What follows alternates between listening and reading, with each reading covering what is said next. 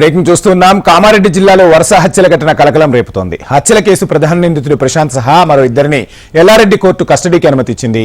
నేటి నుంచి 3 రోజుల పాటు కస్టడీకి కోర్టు అనుమతి ఇచ్చింది. కేసుపై పోలీసులు పూర్తి స్థాయిలో విచారణ చేయనున్నారు.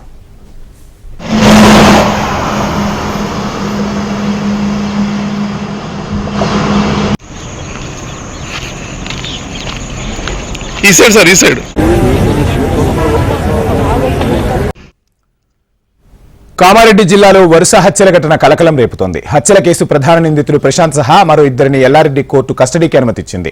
నేటి నుంచి 3 రోజుల పాటు కస్టడీకి కోర్టు అనుమతి ఇచ్చింది. కేసుపై పోలీసులు పూర్తి స్థాయిలో విచారణ చేయనున్నారు. ఇక ఈ కేసుకు సంబంధించి మరిన్ని డీటెయిల్స్ మా నిజామాబాద్ ప్రతినిధి భూపతి అందిస్తారు. భూపతి, హత్య కేసు ఘటనపై కామారెడ్డి జిల్లా పోలీసులు ఎట్టకేలకు ఛేదించారు. ఈ కేసులో 5 అరెస్ట్ చేసి రిమాండ్కు తరలించిన పరిస్థితి నెలకొంది. అయితే ప్రధాన నిందితుడు ప్రశాంత్ తో పాటు వివేక్, విష్ణు, భానుత్ వంశీలను పోలీసులు వారి యొక్క కస్టడీకి తీసుకున్న పరిస్థితి నెలకొంది. 6 రోజుల పాటు కస్టడీ ఇవ్వాలని ఎల్లారెడ్డి కోర్టుకు అనుమతి కోరగా 3 రోజులు కస్టడీ ఇస్తూ అనుమతి ఇవ్వడం జరిగింది. ఈ రోజు నుంచి మరో 2 రోజుల పాటు కస్టడీకి పోలీసులకు అప్పగించిన పరిస్థితి నెలకొంది.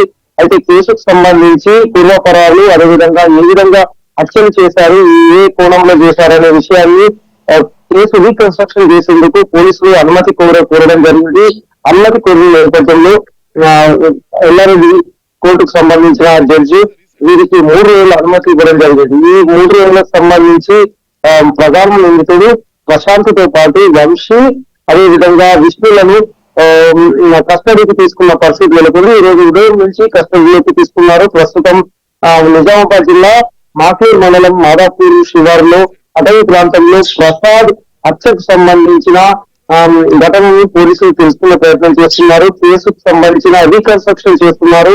హత్య ఏ విధంగా చేయడం జరిగింది, మొదటి హత్య జరిగిన ఘటన తీరుపై పూర్వపరాలను తెలుసుకునే ప్రయత్నం చేస్తున్నారు. ముఖ్యంగా ఈ ఘటనలో ఎల్లారెడ్డి డీఎస్పీ శ్రీనివాసులతో పాటు సరేష్ నగర్ సిఐ రామన్, అదేవిధంగా ఎస్ఐ రాజుని ఈ ఘటనకు సంఘటన స్థలానికి నిందితులతో కలిసి వెళ్లడం జరిగింది. అక్కడ ప్రసాద్ ఏ విధంగా హత్య చేశారు, అదేవిధంగా హత్య చేసిన ఘటనా స్థలాన్ని హత్య చేసిన సమయంలో ఏ ఆయుధాలు వాడారనే విషయాన్ని కూడా పోలీసులు ఆరా తీస్తున్నారు. ముఖ్యంగా ప్రసాద్ మృతదేహాన్ని పూడ్చిపెట్టిన ఘటన తెలుస్తుంది. అయితే పూడ్చిపెట్టిన శవాన్ని కూడా వెలికి తీశారు. ప్రస్తుతం రెవెన్యూ అధికారులు, ఇతర ఫోరెన్సిక్ అధికారుల ఆధ్వర్యంలో ప్రస్తుతం పోస్ట్ మార్టం నిర్వహిస్తున్న పరిస్థితి నెలకొంది.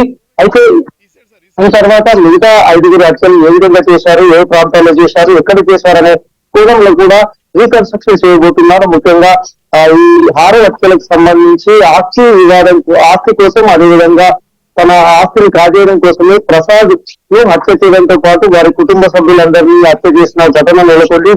ఈ ఘటనలో ప్రధాన నిందితుడు ప్రశాంత్ తో పాటు మరో 4 పాల్గొన్నారు. ముఖ్యంగా వంశీ, విష్ణుతో పాటు ప్రశాంత్ తల్లి, అదేవిధంగా మరో బాల నిరీక్షణ ఉన్న పరిస్థితి నెలకొంది. అయితే కేసును రీకన్స్ట్రక్షన్ చేస్తున్నారు. 3 రోజుల పాటు పూర్వపరాలు తెలుసుకుంటున్నారు. గతంలో ఉన్న నేర చరిత్రను కూడా ప్రశాంత్ కు సంబంధించిన నేర చరిత్రను ఆరా తీస్తున్నారు. గ్రామంలో, మాకూర్ గ్రామంలో ఏ విధంగా ఉండేవారు, ఎవరితో ఉండేవారు, అదేవిధంగా మాకూర్ గ్రామంలో జరిగిన పరిణామాలను కూడా పోలీసులు తెలుసుకునే ప్రయత్నం చేస్తున్నారు. ప్రస్తుతం మాదాపూర్ లో పోలీసులు పర్యటిస్తున్నారు. అక్కడ పోస్ట్ మార్టం నిర్వహిస్తున్న పరిస్థితి నెలకొంది. ప్రసాద్ మృతదేహానికి సంబంధించి పోస్ట్ మార్టం నిర్వహిస్తూ రీకన్స్ట్రక్షన్ చేస్తున్న పరిస్థితి నెలకొంది. ఏదైనప్పటికీ కామారెడ్డి జిల్లా పోలీసులు 6 హత్య కేసులు ఛేదించడంతో పూర్తి స్థాయి వివరాలు సేకరణ నిమగ్నమైన పరిస్థితి నెలకొంది. Thank you Bhupathi.